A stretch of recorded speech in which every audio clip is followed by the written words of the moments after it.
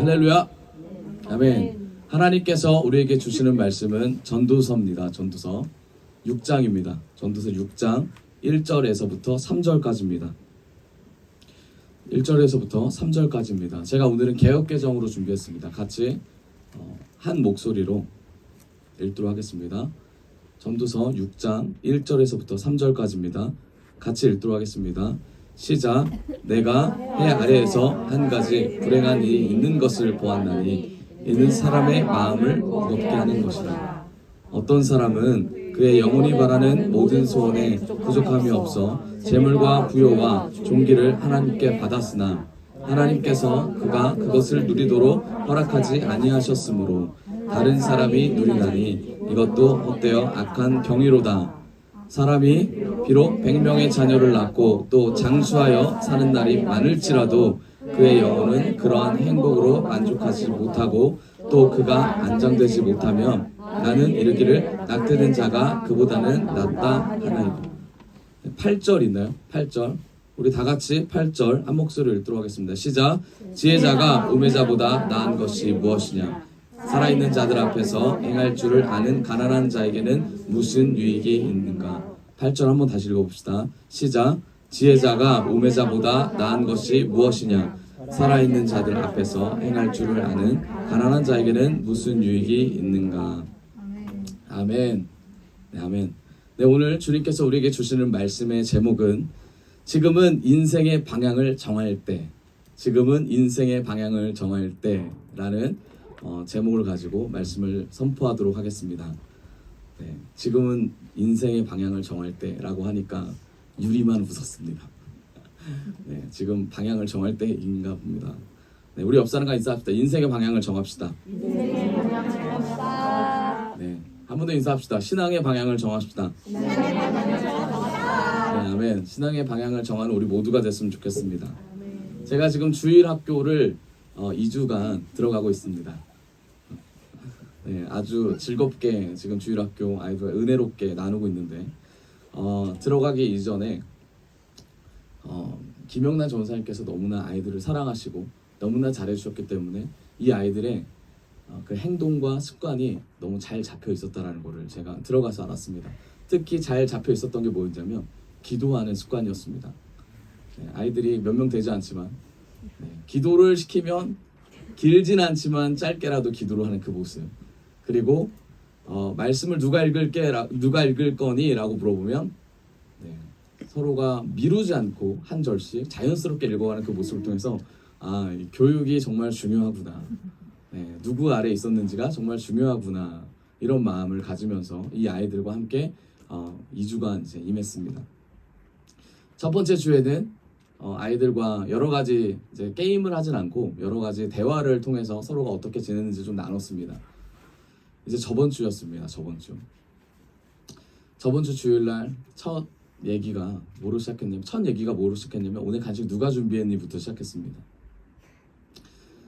3명 중에 한 형제 한 명밖에 없는데 네, 우리 학생. 우리 방송을 타니까 이름을 거론할 수는 없고 네, 그냥 말하겠습니다. 네, 우리 지용군이 우리 멋지고 늠름한 지용군이 제일 먼저 간식을 준비했습니다. 근데 간식을 준비하고 나서 과자를 다 펴놓고 나서 지용군이 쳐다보지를 않고 있는 거예요. 네, 그 이유가 뭐였냐면 우리 지용군이 마음이 너무 아파가지고 간식을 준비했다라는 그 마음이 너무 아파서. 이해가 잘 안 되시죠? 그 이유가 뭐냐면 간식을 내가 생각한 것보다 너무 많이 돈을 들여서 샀다라는 그 마음이 아파서 옆에서 이제 눈물을 흘리고 있는 모습을 보게 됐습니다. 그 모습을 보면서 나머지 우리 친구들이 괜찮다 격려를 해주면서 맛있게 음식을 먹고 있는 거예요. 제가 그러면서 그 다음 주에 이제 또 다른 우리 친구가 또 준비할 텐데, 또 그 다음 주에 또 다른 친구가 준비할 텐데, 우리 지용군은 다음에 준비되는 그 모습을 보면서 웃게 될 거야, 괜찮아 라고 이제 격려를 했습니다. 그런데 전혀 나아지지 않았습니다. 그러다가 과자를 맛있게 먹고 서로가 서로에 대해서 이제 나눔을 하고 있는데 차츰차츰 이제 지원군의 얼굴이 좋아졌는데 우선 한 번 울었잖아요. 그리고 와서 이제 일어났는데 제가 이런 말을 했습니다. 우리 이 아이들에게. 자, 오늘은 어떤 얘기를 할 거냐면 부터 시작했어요. 오늘은 우리 여러분들의 상처를 직면하는 시간을 가져봅시다. 그래서 상처를 얘기하기 전에 우리가 좀 친해지려면 상처를 얘기해야 되잖아요. 상처를 얘기하기 전에 약속을 하나 했어요. 상처를 받아들이고 울지 않기로 약속을 했습니다.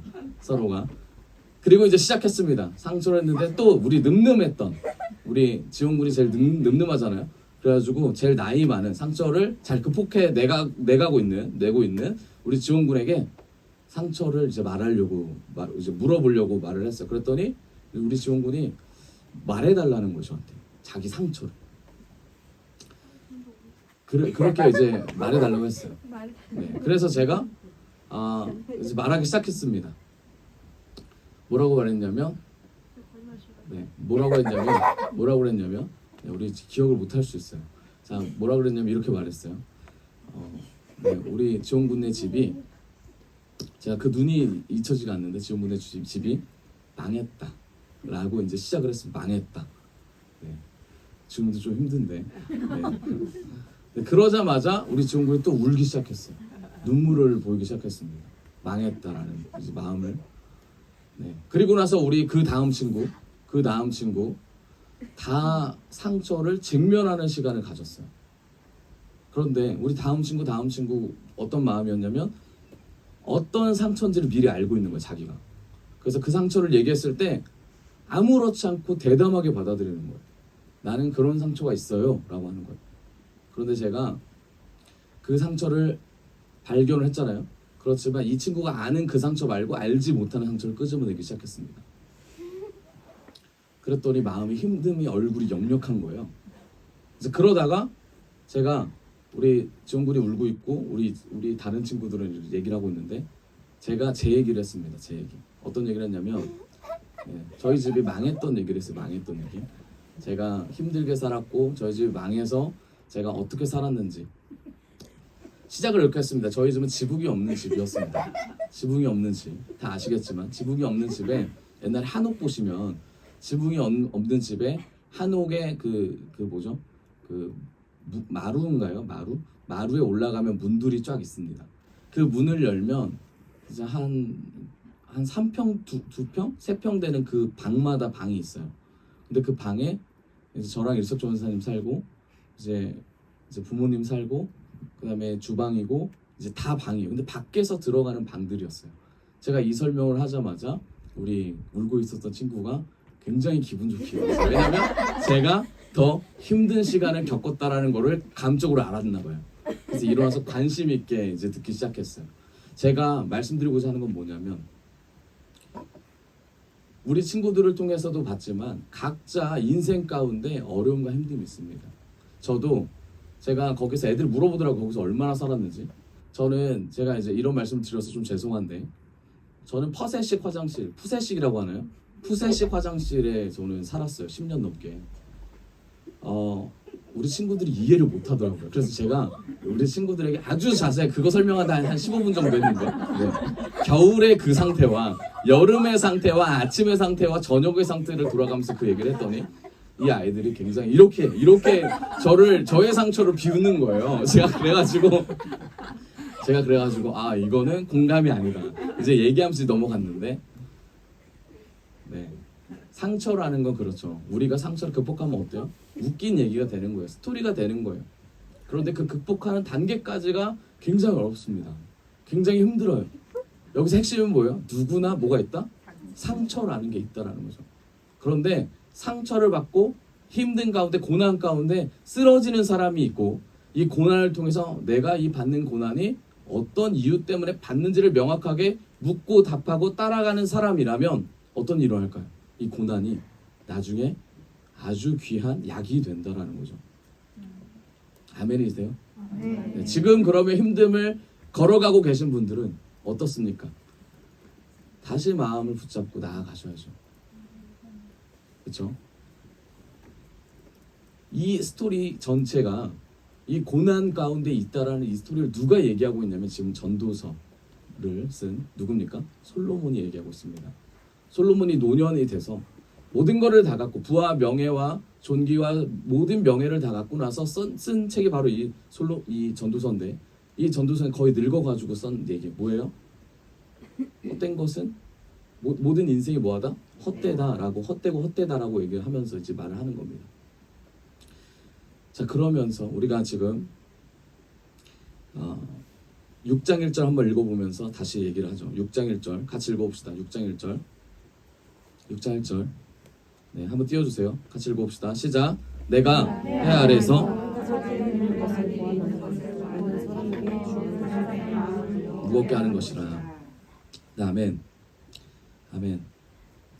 솔로몬이 이걸 쓰면서 어떤 얘기를 하냐면 이제 풀어가기 시작합니다. 영적인 설득력을 가지고 내가 이렇게 살아봤더니 우리가 어떻게 살았으면 좋겠다, 영적으로 어떻게 나아갔으면 좋겠다를 이 6장을 통해서 쭉 푸는데, 우리 지금 방금 읽은 1절처럼 뭐라고 하냐면 내가 해 아래에서 한 가지 불행한 있는 것을 보았나니 이는 사람의 마음을 무겁게 하는 것이라.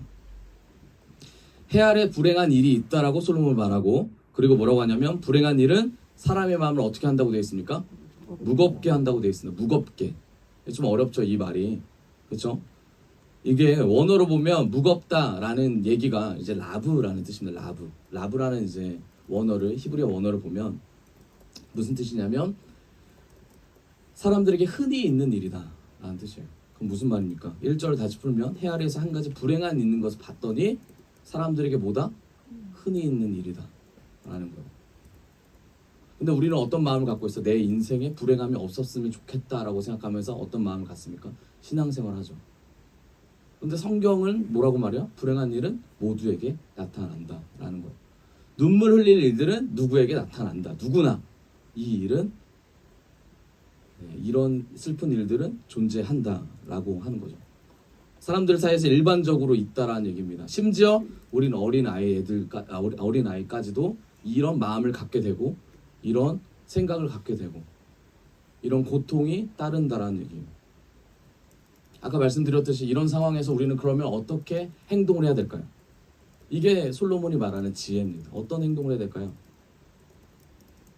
인생의 방향을 정해야 될 줄 믿습니다. 내가 지금까지 왔다면 진짜 지금 이 순간에 이런 상황을 맞닥뜨렸다면 이걸 통해서 내가 다시 어떤 방향으로, 주님이 말씀하신 그 방향이 무엇인지, 목적이 무엇인지를 분명하게 찾기를 원합니다. 그럼 방향을 어떻게 정할까요? 고난이 딱 빠졌어요. 힘듦이 딱 왔어요. 제가 우리 집을, 제가 후암동에 살 때 그 집이 전세로 1,700만 원이었습니다. 1,700만 원.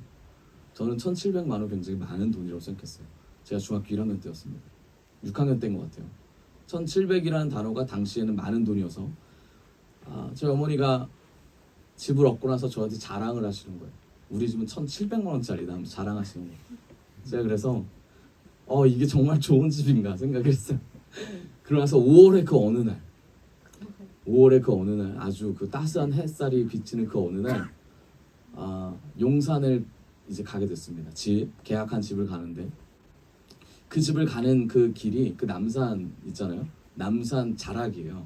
자락에 올라갈 때 그 고등학교 하나 있는데 그 고등학교 하나가 이제 용산 고등학교라는 데인데 거기를 지나면 숲이 우거져 있습니다. 그럼 들어갈 때 어떤 느낌이 드냐면 방화동과 좀 느낌이 다른 느낌이 들어요.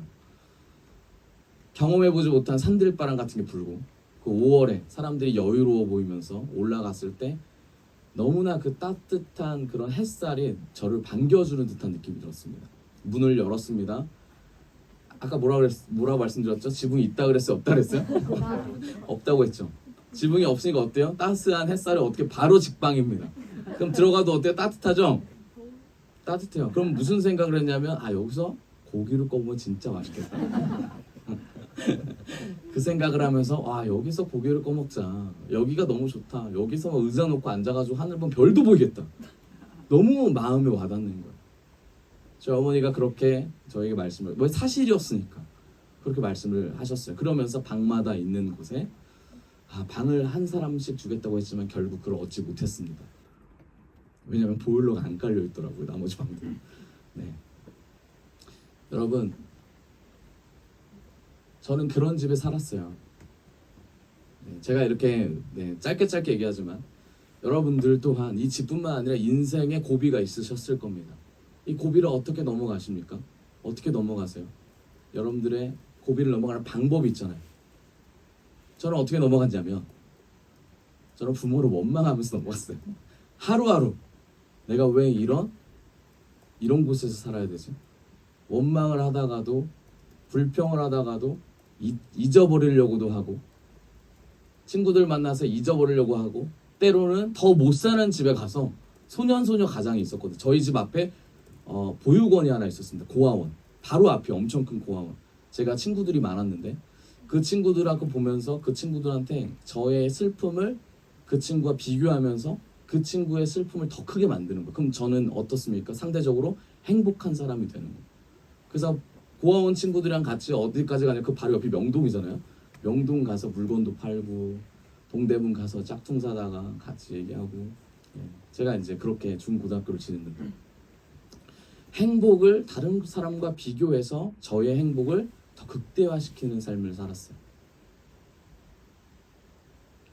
이게 제가 사는 방법이었어요. 여러분 인생이 막혔을 때 우리가 하는 방법들이 있습니다. 그 방법 중에 하나가 배운 대로 하는 거예요. 배운 대로. 여러분 어떻게 배우셨습니까? 가정에서 어떻게 배우셨어요? 학교에서 어떻게 배우셨어요? 많은 자녀들이 어려움을 만났을 때 하는 행동이 배운 대로 하는 거예요. 배운 대로. 저도 배운 대로 했어요. 기지를 닮아서 화도 내보고 짜증도 부려보고 그리고 배운 대로 교회 가서 기도도 해보고 말씀도 읽어보고 막 그랬어요.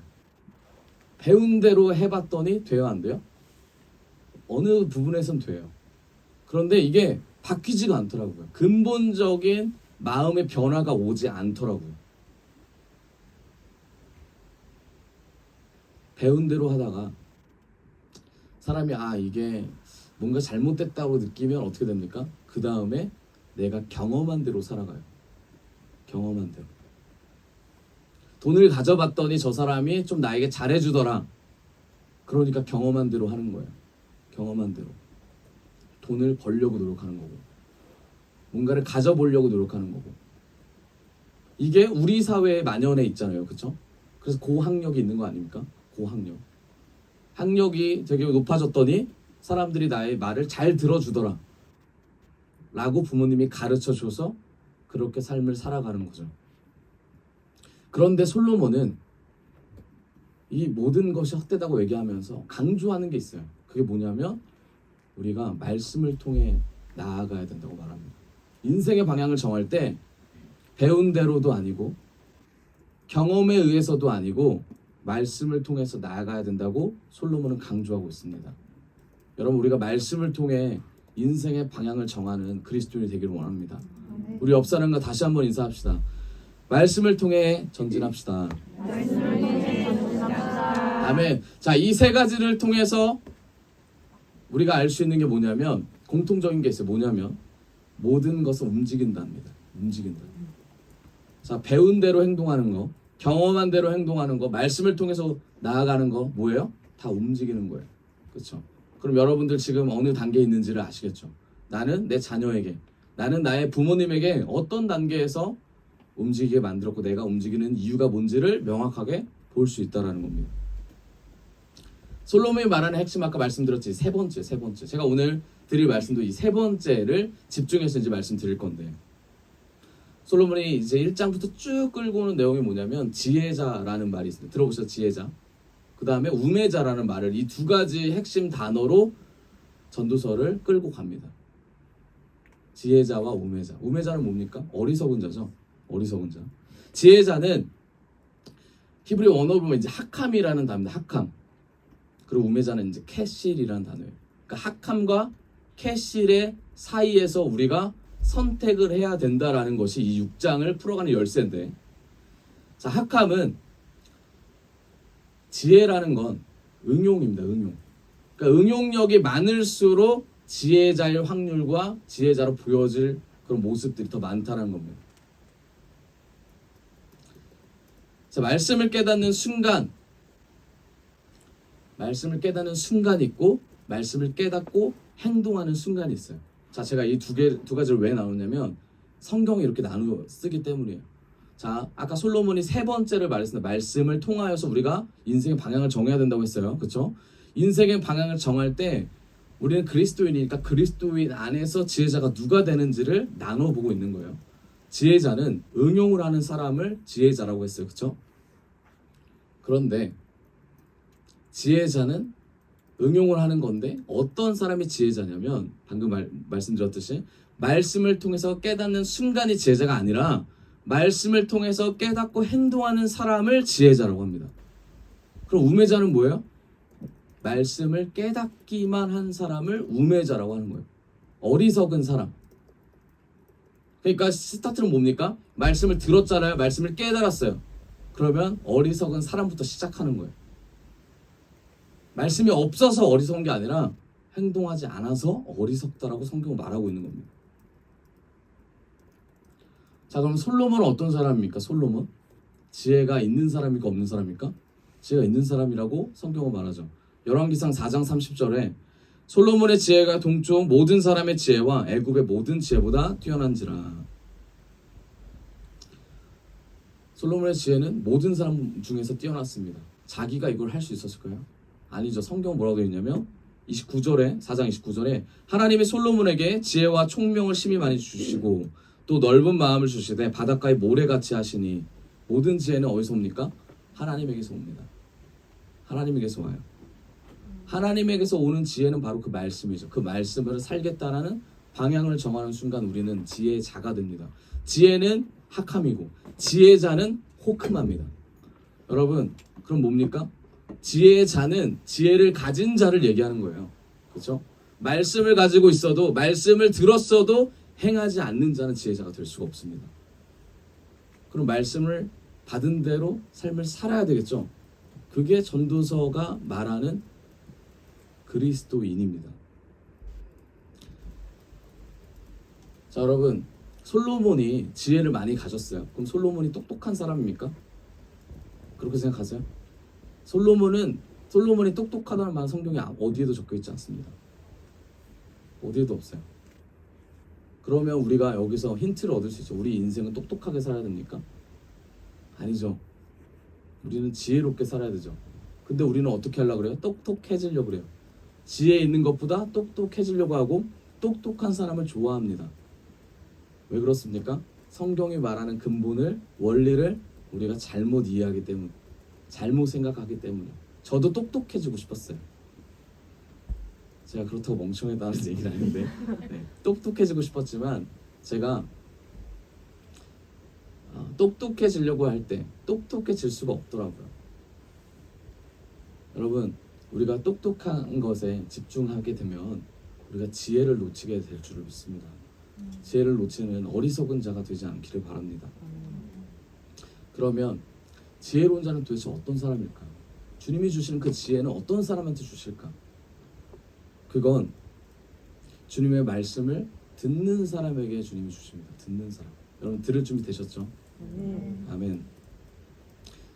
네, 들을 준비 되신 우리 모두 맞죠? 듣는 사람. 그런데 솔로몬은 듣는 것에 그치지 않았어요. 솔로몬은 왜 지혜자로 하나님께서 지혜를 주셨고 지혜자로 이끄셨냐면 솔로몬은 하나님께서 보여주신 모든 것을 행하려고 했던 사람입니다. 그러니까 이 말이 뭐냐면, 행하다는 말이 뭐냐면 하나님께서 솔로몬에게 환상을 보여주시면 그 환상을 눈으로 가시적으로 만들려고 했던 사람이에요. 하나님을 섬겨야 되는 성전을 만들고자 했다면 그 성전을 눈으로 보여줘야 되고, 예배를 하나님께 올려드리고자 했다면 어떻게 해요? 일천문들을 통해서 예배를 올려드리려고 마음을 먹은 사람이에요. 그럼 솔로몬에게 하나님 주셨던 이유가 있겠죠. 뭐예요? 우리가 듣고 행하는데 마음을 먹고 눈에 보이게 그걸 형상해 내는 단계까지 가야 된다는 거예요. 그게 어떤 사람이다? 지혜자다. 말씀을 깨달으면 깨달은 대로 반드시 그럼 뭡니까? 살아내는 자가 지혜자입니다.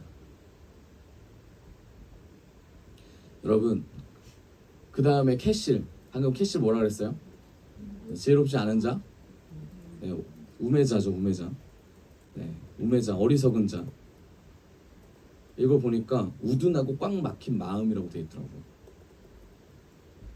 근데 이 우둔하고 꽉 막힌 사람들의 특징이 있습니다. 이게 특징이 뭐냐면 살찐 사람이 살찐 자. 영적으로 살찐 사람. 움직일 수 없는 상태.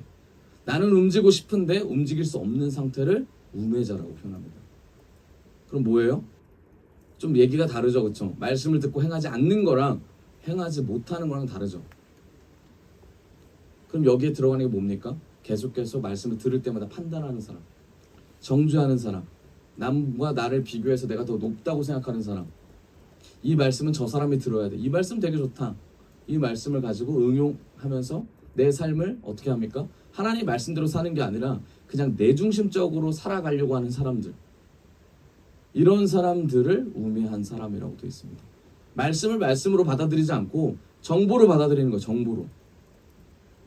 이게 지금의 기독교인들이죠. 21세기를 사는, 코로나를 겪은, 팬데믹을 겪은 우리들에게 두드러지는 현상입니다. 어떤 현상이에요?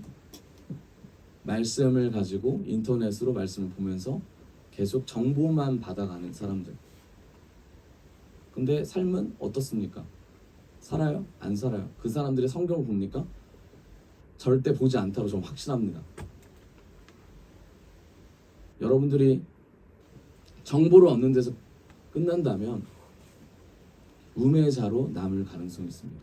그런데 성경은 정확히 말해요. 이렇게 살지 말라라고 얘기하고 있습니다. 구체적으로 보면 그럼 우매자가 누굴까? 아까 방금 말씀드린 영적인 비만이잖아요. 영적인 비만. 움직이고 싶어도 움직이지 못하는 그 상태. 그럼 영적인 비만이 왜 될까? 말씀을 계속 들어서요? 그럼 말씀 안 들으면 됩니까? 왜 될까요? 자, 지혜자는 마음을 계속 얘기했습니다. 마음. 하나님을 향한 마음. 하나님 주시는 지혜. 자, 그러면 마찬가지겠죠. 마음에 어떤 사람이 길래 우매자가 될까? 자, 첫 번째로 우매자는 이런 사람입니다. 하나님 없이 사는 사람. 하나님 없이 말씀 듣는 사람. 하나님 없이 말씀을 정보로 받아들이는 사람.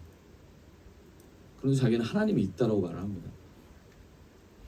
시편 14장 1절에 어리석은 자는 우매자죠. 그의 마음에 이르기를 하나님이 없다 하는도다. 그들은 부패하고 그 행실이 가증하니 선을 행하는 자가 없도다. 누구예요? 선을 행하는 자가 없는 사람들. 어리석은 자. 하나님 없이 사는 사람은 선을 행할 수가 없습니다. 선이 뭡니까? 하나님의 뜻이죠. 하나님의 의죠. 하나님 말씀하시는 방향 가운데 우리가 서 있는 거죠. 그거를 모르고 그거를 관심도 없는 사람들. 그렇게 살고 있다고 착각하는 사람들을 우매하다고 말해요. 두 번째는 뭐냐면 죄를 짓는 사람입니다. 죄를 짓는 사람. 잠언 14장 9절에 이런 말씀이 있습니다. 미련한 자는 죄를 심상히 여겨도 정직하자 중에는 은혜가 있느니라. 죄를 짓고 넘어가서 가볍게 여기는 자예요. 가볍게 여기는 사람. 똑같은 죄를 계속 짓는 사람. 뭐예요? 도덕과 윤리적인 죄가 아니라 하나님이 주신 양심적인 죄를 넘어서서 하나님 주신 말씀을 순종하지 않는 사람들. 때론 그렇죠, 우리가. 그런 사람들, 죄를 짓고 가볍게 여기는 사람들이 우매하다고 되어 있어요. 그러면서 큰 죄를 진 사람들을 가지고 비난하고 비판하고 내 죄는 아무것도 아니다라고 말하는 사람들. 그런 사람들이 지금 우매한 자들이라고 말합니다. 그 다음 우매가 되게 중요한 거예요. 세 번째는 천국을 준비하지 않는 자입니다. 이거 좀 긴데 잠언 1장 20절입니다. 잠언 1장 20절. 이건 우리 같이 한번 읽어봅시다. 잠언 1장 20절. 같이 한 목소리로 좀 긴데 33절까지인데 같이 한번 읽어봅시다. 시작. 지혜가 길거리에서 부르며 문자장에 소리를 높이며 어떤 이에서 소리를 지르며 성문 옮겨 성에서 큰 소리를 갈아요. 너희 어리석은 자들은 어리석음을 좋아하며 거만한 자들은 거만을 기뻐하며 미련한 자들은 지식을 미워하나니 어느 때까지 하겠느냐. 나의 책망을 듣고 돌이키라. 보라, 내가 나의 신을 너희에게 부어주며 나의 말을 너희에게 보리리라. 내가 부를지라도 너희가 듣기 싫어하였고 내가 손을 펼지라도 돌아보는 자가 없었고 도리어 나의 모든 교훈을 멸시하며 나의 책망을 받지 아니하였은즉 너희가 재앙을 만날 때에 내가 웃을 것이며 너희에게 두려움이 임할 때 내가 비웃으리라. 너희의 두려움이 광풍같이 임하겠고 너희의 재앙이 폭풍같이 이르겠고 너희의 근심과 슬픔이 임하리니 그때에 너희가 나를 부르리라. 그래도 내가 대답하지 아니하겠고 부지런히 나를 찾으리라. 그래도 나를 만나지 못하리니 대저 너희가 지식을 미워하며 여호와 경유하기를 즐거워하지 아니하며 나의 교훈을 받지 아니하고 나의 모든 책망을 없인 여겼음이라. 그러므로 자기 행위의 열매를 먹으며 자기 꾀에 배부르리라. 어리석은 자의 퇴보는 자기를 죽이며 미련한 자의 안일은 자기를 멸망시키려니와 오직 나를 듣는 자는 안연히 살며 재앙의 두려움이 없이 평안하리라. 아멘. 이 말씀이 굉장히 무서운 말씀입니다. 처음에 시작을 뭐라고 했냐면 지혜가 길거리에서 부르며 광장의 소리를 높이며, 그러면서 3절에 너희 어리석은 자들은 어리석음을 좋아하며 거만한 자들은 거만을 기뻐하며 미련한 자들은 지식을 즐거워하나니 어느 때까지 하겠느냐라고 이제 시작을 합니다. 여러분, 우매한 자의 특징입니다. 우매한 자, 영적으로 하나님 앞에 섰다라고 생각하고 하나님 앞에 나아간다고 생각하는 이런 자가 우매한 자입니다. 저와 여러분이 하나님 앞에서 겸손해지기를 바랍니다. 겸손함을 결정할 때, 그리고 그 앞에 굴복할 때 하나님의 방향이 정확히 하나님 말씀하시는 인생의 방향이 어딘지를 눈으로 볼 수 있습니다. 주님께서 들려주신 그 목소리를 우리가 들으려고 귀를 열 때 하나님께서 그 방향이 어딘지를 알려주실 줄 믿습니다. 이런 사람들의 특징은 천국을 준비하지 않는 자입니다. 예수님이 오실 것을 기대하지 않는 자들이 이렇게 살아갑니다. 자, 그러면 어떻게 방향을 잡아야 할까요? 자, 지금 지혜자와 우매자를 통해서 우리가 지금 계속 쭉 오고 있는데, 그럼 어떻게 방향을 잡아야 할까? 다시 개념을 세워야 됩니다. 어떤 개념이에요? 하나님과의 우리 관계에 대한 개념이에요. 아버지는 주인이시고 주님이시고 우리는 뭐예요? 자녀고, 우리는 종으로, 우린 백성으로 나아가는 그 개념을 잡아야 되는데 참 어렵잖아요, 그렇죠? 이 개념을 뭐부터 잡을까? 뭐부터 잡으실 겁니까? 뭐부터 잡으시기 원하세요? 하나님과의 가까워지고 싶은데 내가 뭐부터 잡아야 될까? 이런 고민 해보셨죠? 이런 질문 해보셨죠? 뭐부터 잡아야 주님과 연합과 끈끈함과 나의 삶의 인생이 바뀔까? 이거는 영적인 고민이고, 육적인 고민은 뭐예요? 내가 뭘 해야 먹고 살 수 있을까? 20년 뒤를 바라보면서 지금 뭘 합니까? 대학을 결정하잖아요. 직업을 결정하잖아요. 20년 뒤를 바라보면서 이 고백을 계속합니다. 이거 제대로 못한 사람 어떻게 돼요? 매년 이 고민을 합니다. 매년 이 고민을 해요. 영적인 것도 마찬가지예요. 삶이 똑같아요. 영적인 것도 천국을 바라보면서 영적인 기초와 영적인 개념과 하나님과의 관계를 제대로 하나님이 원하시는 자로서 삶을 물어보고 답하고 살지 않으면 이 스토리가 계속 나아간다고. 언제 이게 보이냐면 쓰러질 때마다 그럼 나 어떻게 살아야 됩니까, 주님? 이게 나와요. 그럼 어떻게 됩니까? 내가 이때까지 살아온 게 잘못 산 겁니까? 이렇게 질문을 던져요. 내가 주님께 기도해서 선택한 그 기도 제목들이 다 잘못 산 게 된 거예요. 하나님, 내가 그때 분명히 주님 내가 40일 작정 기도, 아니 우리 가정 모두가 작정 기도해서 은혜를 받아서 내가 결혼이라는 거, 내가 직장이라는 거, 내가 학교라는 거 결정했는데 들어가 보니까 고난이고, 결혼해 보니까 힘들고, 직장을 들어가서 살아보니까 어때요? 나아갈 힘이 없는 거예요. 그럼 드는 생각이 뭡니까? 내가 기도를 잘못했나? 내가 선택을 잘못했나? 하나님의 뜻이 아니라 이거 내 뜻이었나? 사탄이 주는 생각을 내가 덥석 물었나? 막 이런 생각 하잖아요. 그런데 그게 아니라고요. 그게 아니라고 성경은 말합니다. 이 과정을 통해서 우리가 다시 주님과의 연합의 개념을 잡았으면 좋겠어요. 어떻게 시작을 하면 주님과 다시 하나가 될 수 있을까? 이게 솔로몬이 우리에게 말해주고 있는데, 자, 첫 번째 개념은 바로 물질의 개념입니다. 물질의 개념. 우리 너무나 잘 알죠. 물질에 대한 개념. 우리 6장 2절. 자, 6장 2절을 읽어보겠습니다. 6장 2절. 어떤 사람은 그의 영혼이 바라는 모든 소원에 부족함이 없어 재물과 부요와 존귀를 하나님께 받았으나 하나님께서 그가 그것을 누리도록 허락하지 아니하셨으므로 다른 사람이 누리나니 이것도 헛되어 악한 병이로다. 여러분, 이 말씀을 보면 영혼이 바라는 소원에 부족함이 없어 라고 되어 있습니다. 영혼이 바라는 소원에 부족함이 없다. 제가 이제 물질을 얘기했지만 물질뿐만이 아니라 물질과 그 밖의 것들이 있어요. 건강 문제도 있고 하나님 주신 인정 문제도 있고. 그런데 제가 물질을 제일 먼저 선택한 이유가 이 관계가 가장 눈에 잘 띄기 때문입니다. 물질 관계. 물질에 있는 곳에 뭐가 있다? 마음이 있다라고 성경에 되어 있죠.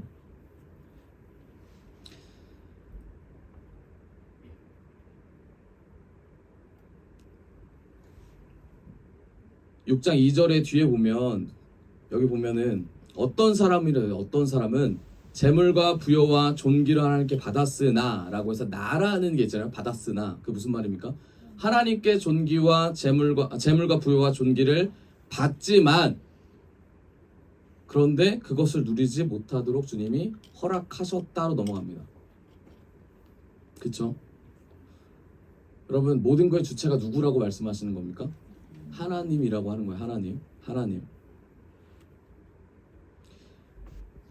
하나님이라고 하는데, 여러분, 물질관을 제가 지금 이제 설명하고자 하는 내용은, 이게 성경을 보면 히브리적 물질관이라는 게 있습니다. 자, 성경을 보면 이 성경 가운데 하나님께서 말씀하시는 물질관 중에 히브리적 물질관, 이게 뭐냐면 10분의 1을 하나님께 드렸을 때 하나님이 축복해 주신다라는 내용이에요. 그렇기 때문에 우리가 뭡니까? 하나님이 주신 것에 감사하면서 10분의 1을 주님께 드리죠. 그렇죠? 이게 뭐예요? 11조입니다. 이 훈련은 우리가 너무 잘 돼 있어요. 그렇죠? 11조. 자, 이 재물이라는 이 우리가 지금 읽었던 재물과 뭐 부귀와 이 부분의 재물이 이제 오쉐르라는 숫자 이 단어인데 숫자 10이에요. 10.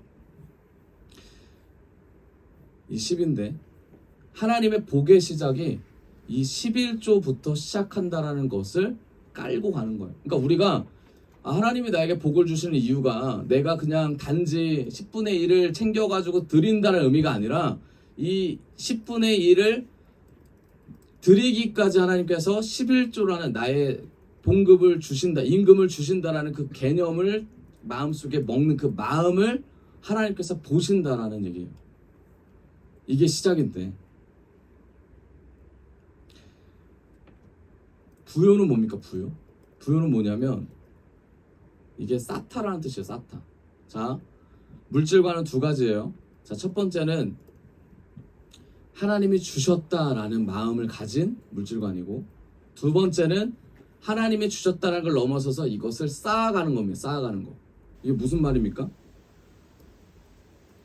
하나님이 주신 것을 감사함으로 마음으로 받아들여서 이거를 매일매일 쌓아가는 거예요.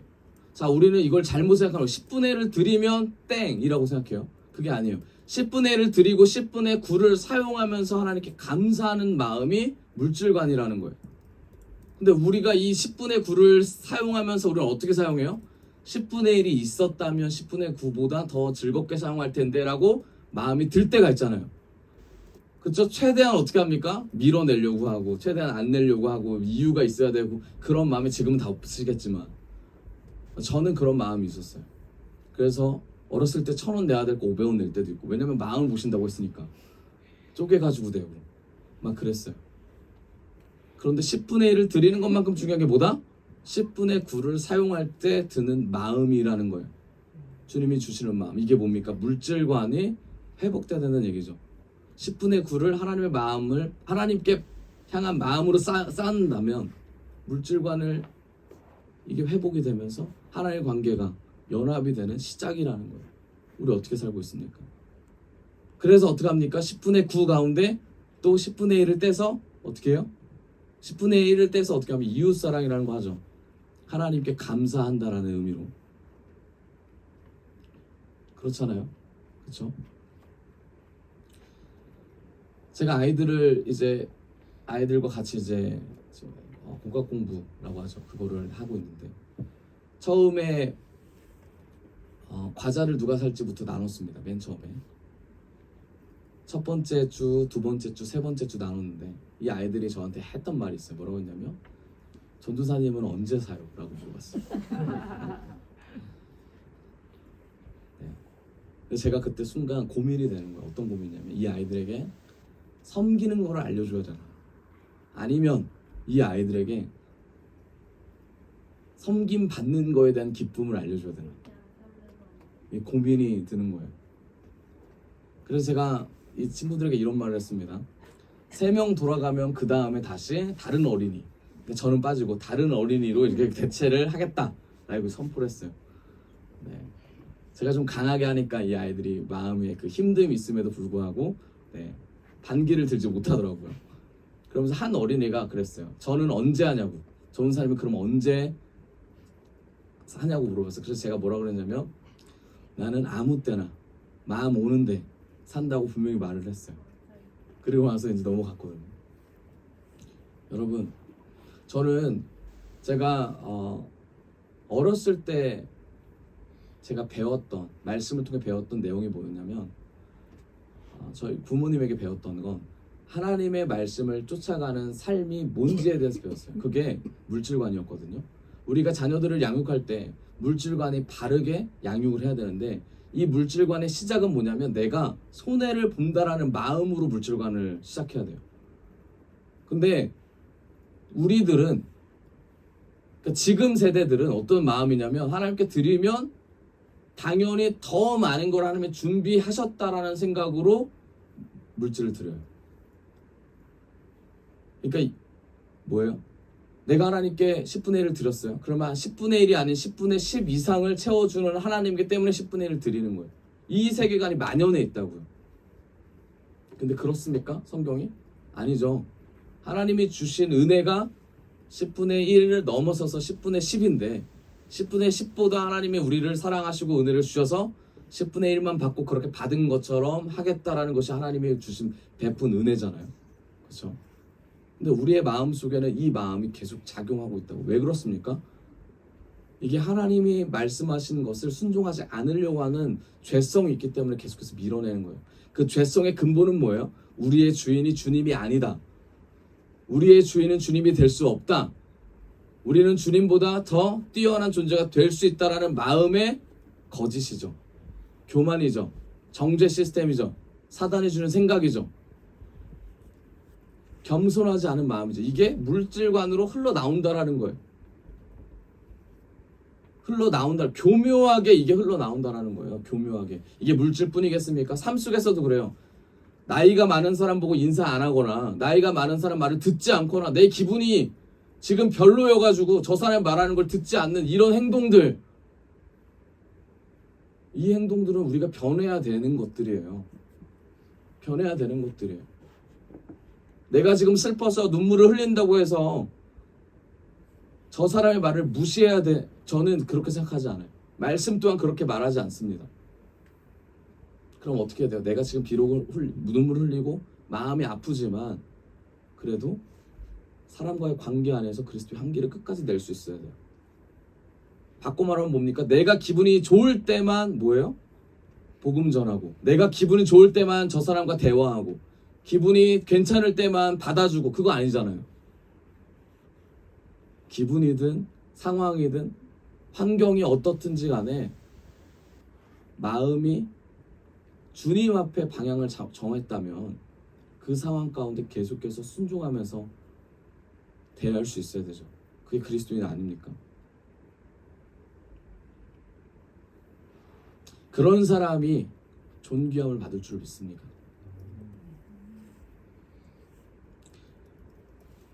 (6장 2절) 뒤에 보면 재물과 부유와 존귀를 얘기했잖아요. 존귀를 받는 자. 존귀는 갑옷이에요. 갑옷은 뭡니까? 무거운 거죠. 주님이 존귀를 주신대요. 갑옷을 주신대요. 무겁게 여기게 만드신대요. 이게 뭡니까? 주님의 영광이 입혀지는 거예요. 이 영광 또한 하나님께로 온 거예요. 존귀한 자도 하나님이 허락하신 거예요. 그럼 뭡니까? 구해야 된다는 얘기예요. 하나님 물질 주세요. 부여 주세요. 존귀할 수 있도록 은혜 주세요. 하나님의 갑옷을 입기를 바랍니다. 하나님이 주신 영광을 받기를 원해요. 그런 자가 어떤 자입니까? 하나님께 방향을 튼 자가 바로 존귀한 갑옷을 받을 수 있어요. 삶에서 무시를 당하시는 분, 내가 삶에서 말을 했더니 들어주질 않는다. 내 말을 왜 무시하냐? 내 뜻은, 내 결정은 아무것도 아니냐? 이런 마음을 가지면서 공동체 참여하신다면, 가정 안에서 참여하신다면, 참여 계신다면 생각해 보셔야죠. 나를 왜 주님이 존귀하게 만들지 못할까? 나를 왜 주님이 인정하지 않을까? 이 고민을 하셔야죠. 내가 막내라서? 내가 취업을 못해서? 내가 돈이 없어서? 내가 여자라서? 이런 생각을 심어준다고요. 세상이. 그래서 뭐라 그래요? 야, 남자는 아무것도 아니야. 그래서 여자애들한테 심어주잖아요. 남자와의 관계를 끊어내려고 심어줍니다. 사회가. 하등한 존재야. 야, 남자들이 생각하는 게 다 그거지. 이렇게 말해요. 남자 행동해봤자 다 이거지. 다 이렇게 얘기한다니까요. 남편 얘기하면서 다 그런 얘기 하잖아요. 자식 얘기하면서 그런 얘기하고.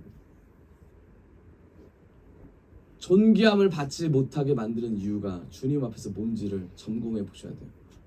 이 존귀함 또한 주님이 주시는 겁니다. 내가 말하는 것이 상대방의 마음에 박히거나 상대방의 마음에 주의 말씀이 들어가지 않는다면 생각해 보셔야죠. 내 말이 왜 저 사람에게 영향력이 없을까?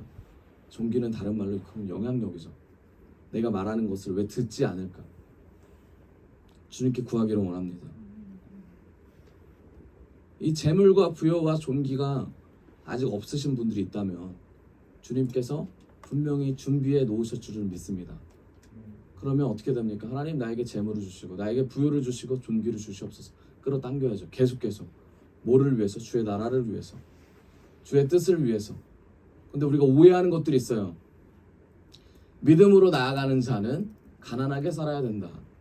돈이 없어야 된다. 낮은 자리로 가야 된다. 이거 맞는 말인데 주님은 그렇게 말씀하시지 않습니다. 주의 일을 하는데 돈 필요해요? 안 필요해요? 필요해요. 저희 선교 가는데 공짜로 갑니까? 비행기 매달려 가요? 아니잖아요. 공항에 가면도 비행기를 안 타도 뭘 내야 돼요? 공항세를 내야 돼요. 공항세를 내야 됩니다. 돈이 필요해요. 돈이 필요해요. 우리 예배 드리는데 이 전등 필요합니까? 안 필요합니까? 마이크 없으면 어떻게 말해요? 필요해요. 크게 말하면 되죠. 크게 말하려면 먹어야 되잖아요. 먹으려면 돈 필요하잖아요. 필요하잖아요. 그쵸? 필요합니다. 그럼 우리가 이것을 돈이 많은 사람 보면서 아이고 믿음 없이 돈만 저렇게 밝혀가지고 돈으로 저렇게 했네 이렇게 말할 겁니까? 아니죠. 그럼 그 사람 보면서 우리는 뭐라 그래? 나도 저런 돈이 있었으면 좋겠다. 부러워야 됩니까? 아니죠. 정죄하는 것도 아니고 부러워하는 것도 아니고 그럼 뭐예요? 받을 축복을 기대하면서 기다려야죠. 어떻게 해요? 주님, 주의 일을 하는데 필요합니다. 주의 일을 하는데 이 부분이 필요합니다. 교회가 필요합니다. 아이들 먹여야 되는데 당연히 필요하죠. 저 사람을 놓고 기도할 때 저 사람이 주의 일을 하는데 필요하죠. 사역자들 놓고 기도할 때 당연히 기도해 주셔야죠. 이 부분을. 그런데 그게 아니라 그게 죄라고 생각한다면 주님은 오해하고 계신 거예요. 어떤 형제가 이런 말을 하더라고요. 그 형제가, 제가 그랬어요. 그 형제한테 물질 달라고 기도해라. 하나님이 물질을 통해서 사용하실 때가 있으니까 물질 달라고 기도해라. 그 형제가 아주 자랑스럽게 이런 말 하는 거예요. 저는 평생을 살면서 물질을 놓고 기도해 본 적이 없어요. 자랑을 하더라고. 물질을 놓고 기도해 본 적이 없다고. 제가 그 형제한테 그랬어요. 당신은 하나님의 말씀을 정확히 모르는 사람입니다. 하나님 관계에서 물질관이 세워지지 않은 사람이에요. 제가 그러면서 그럼 뭘 놓고 기도합니까? 그랬어요. 주의 나라가 이루어지는데 물질이 필요한데 물질을 놓고 기도 안 하면 뭘 놓고 기도합니까? 여러분 모여놓고 기도하세요. 우리가 변화되는 거, 우리가 앉아가지고 영적으로 변화되는 그냥 되는 거 아니에요. 우리에게 물질이 있어 봐야 어떤 생각이 듭니까? 내가 욕심이 과하구나. 내 마음이 물질을 따라가는구나. 내 마음이 물질에 흔들리는구나. 내 인생이, 내 간절함이 물질 때문에 왔다 갔다 하는구나. 나의 욕망의 시작이 물질이구나. 이러면서 회개하는 거 아니에요? 그쵸? 근데 이걸 무시한다니까요. 싸그리 다 무시해요. 싸그리 다 무시하고 그냥 그거를 강조하는 사람들이 잘못됐다고 말합니다. 마찬가지예요. 부도 마찬가지예요. 부.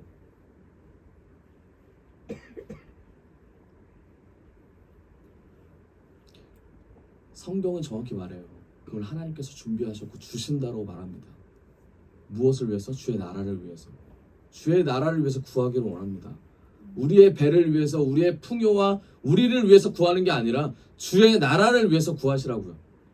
주의 나라를 위해서 달려가시라고요. 주의 나라를 위해서 기도하시고 주의 나라를 위해서 우리가 하나님 앞에 간구하자고요. 그러지 않을 때 성경은 뭐라고 할까요? 그러지 않을 때, 우리가 그렇게 삶을 안 살 때 그럼 어떻게 됩니까? 이방 여자에게 뺏긴다고 성경에 나와 있어요. 이방 여자에게 6장 2절에 나오잖아요.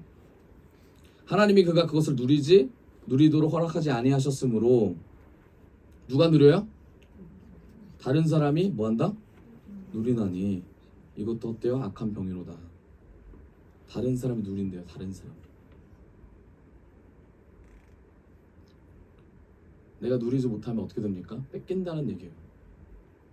존귀를 누리지 못하면 존귀가 뺏겨진다는 얘기입니다. 다른 사람에게.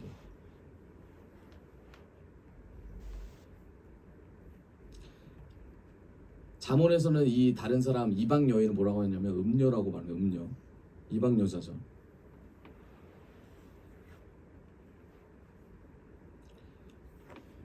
우리가 인생의 방향을 정할 때 하나님께서 우리에게 주시는 것들이 있어요. 건강일 수 있고 재물일 수 있고 또는 뭡니까? 부요일 수 있고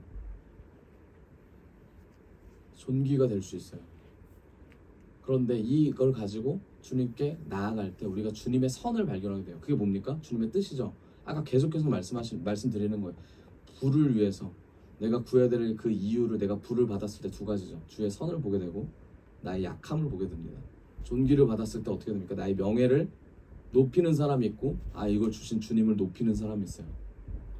이게 여러분 11조랑 연관해서 계속 하는데 내가 10분의 1을 주님께 드리고 10분의 9를 감사하며 사는 인생이 내가 7일 중에 하루 주님께 사람들 앞에서 영광을 받았어요. 그 영광을 받은 거를 7일 중에 하루를 받았다면 7일 중에 6일을 어떻게 돼요? 계속해서 하나님께 내가 받을 수 있도록 해주신 주님께 영광을 돌리는 거예요. 이걸 넘어서서 7일까지도 영광을 돌리는 삶을 사는 게 히브리적 사고관이에요. 세계관이라고요. 그런데 우리는 어떻게 합니까? 하루의 영광을 위해서 6일을 버리죠. 나를 위해 쓰잖아요. 버린 다음에 나를 위해 쓰는 겁니다.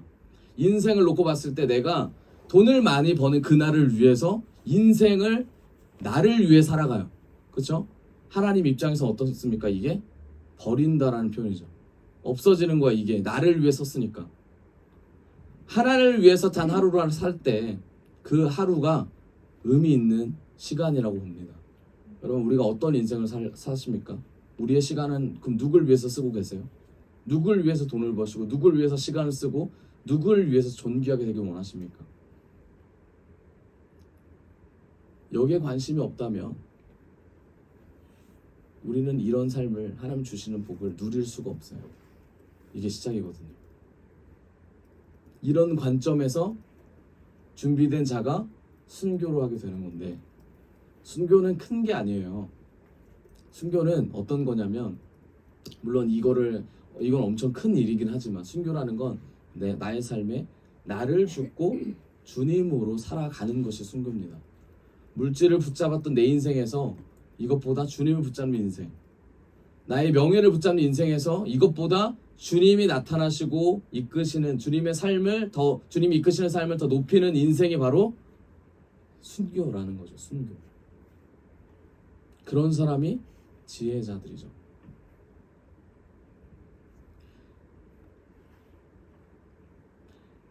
전도서 6장 3절에 이런 말씀이 있습니다. 사람이 비록 100명의 자녀를 낳고 또 장수하여 사는 날이 많을지라도 그의 영혼은 이러한 행복으로 만족하지 못하고 또 그가 안장되지 못하면 나는 이르기를 나태된 자가 그보다는 낫다 하나니 100명의 자녀를 낳고 번창하고 후손이 아무리 많다고 해도 그 영혼이 만족하지 못한다는 거예요. 만족하지 못한 이유 뭐예요? 자기가 원하는 건강과 자기가 원하는 물질과 그 밖의 것들을 다 얻었음에도 불구하고 거기서 오는 기쁨이 내 마음과 내 영혼을 만족시킬 수 없다는 얘기를 솔로몬이 하고 있는 겁니다.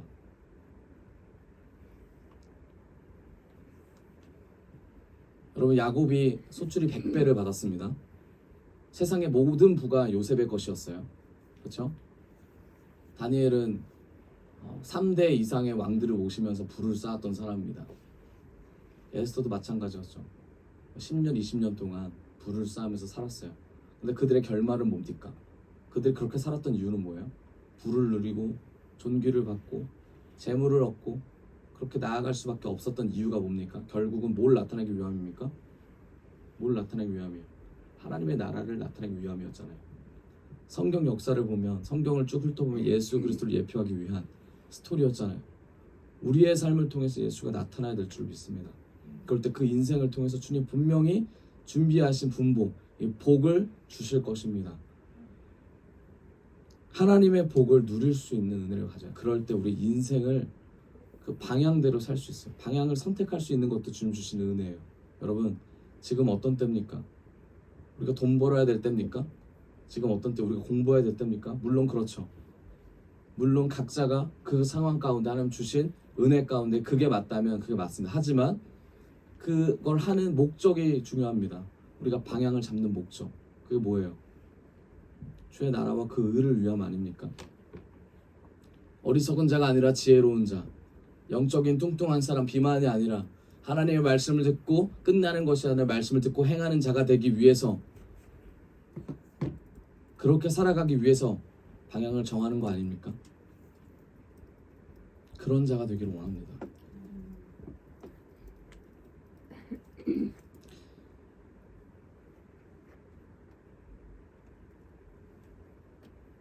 무엇을 먹을까 입을까 염려하지 말라고 주님이 말씀하셨어요.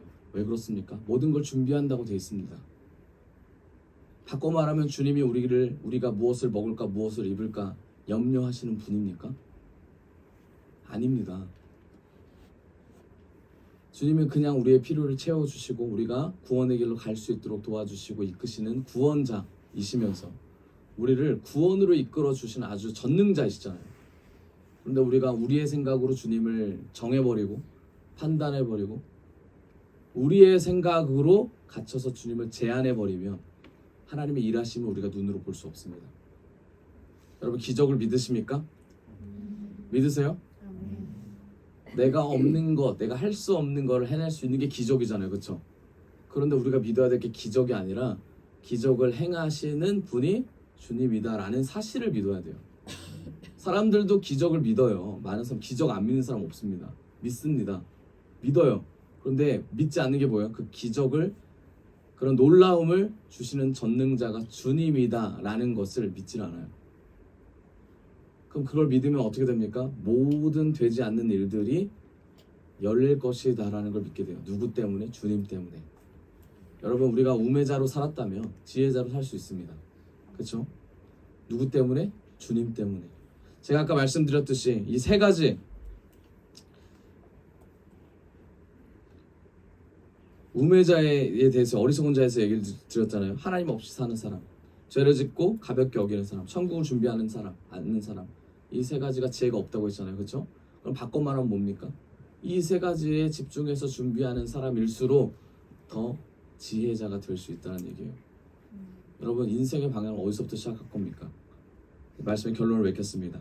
하나님 없이 사는 사람으로 그냥 머무르실 거예요? 그럼 바꾸셔야죠. 하나님이 내 삶 속에 계속해서 존재하시는구나. 나의 삶을 이끄시는 주님이구나. 내 감정과 내 환경을 보는 것이 아니라 하나님이 주실 은혜를 기대하면서 하나님을 인정하는 인생을 살아야겠다. 이게 지혜자의 시작이고, 두 번째 뭡니까? 죄를 짓고 가볍게 여기는 걸 넘어서서 주님, 이제 회개하는 사람이 되겠습니다. 매 순간 주님 앞에 나아가는 자가 되겠습니다. 내 인생을 주님 앞에 맡기겠습니다. 하나님, 옛날에 주님을 잘 몰랐을 때 나의 삶이 사망이었다면, 나의 영혼이 사망에 속했다면, 지옥에 속했다면 이제 주님 앞에 나아가는 귀한 백성 되게 해주시옵소서. 이게 무엇입니까? 지혜자로 사는 삶이죠. 바꾸시기만 하면 돼요. 믿음으로 나아가시면 돼요.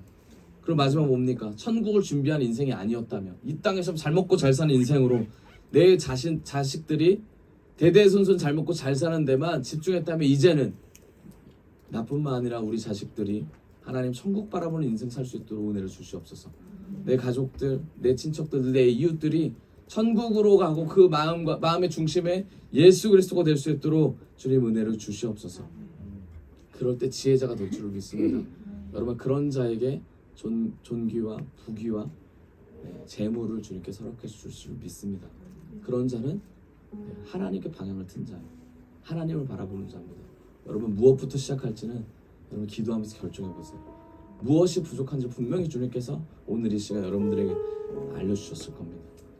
저와 여러분들에게 알려주신 이 말씀을 끝까지 붙잡고 나아가기 원합니다. 솔로몬이 인생을 통해서 자기가 배웠던 모든 인생을 통틀어서 하나님께 속한 자, 하나님께 방향을 튼 자, 이 사람이 누군지를 우리에게 알려줬습니다. 여러분, 지체하지 마십시오. 영적 비반이 되지 않고 이제는 실제로 행동하는 귀한 호크마를 가진 자가 되길 원합니다. 우리 시간 같이 말씀을 이 시간 같이 찬양을 하면서 같이 기도를 하도록 하겠습니다.